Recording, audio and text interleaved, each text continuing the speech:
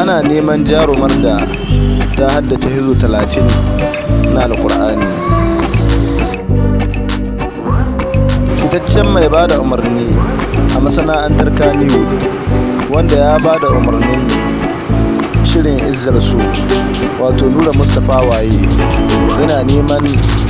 jarumar da ta haddace hizo 30 domin saka ta sabon shirinsa na gaba, kamar yadda ya bayyana a shafinsa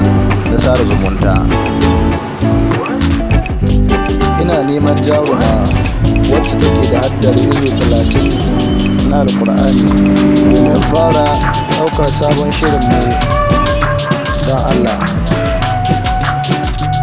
Kusan sa'o'i 24 da daraktan ya yi wannan rubutun, sai dai ba a samu wani jarumi ko jaruma a masana'antar ta Kannywood sun yi masa tsokaci ba,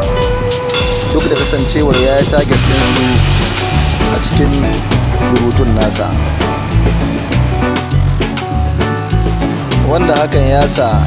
mabiya shafin nasa suka yi ta bayyana ra'ayoyinsu akan wannan sanarwar da daraktan ya fitar, inda wasu ke cewa duk mace wadda take da haddar hizo 30 ba za ta tsaya yin shirin fina-finai ba,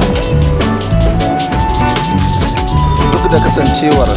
a masana'antar akwai jarumai maza da dama da suka haddace Alƙur'ani, amma daraktan mace yake so domin ita ce za ta yi daidai da shirin nasa.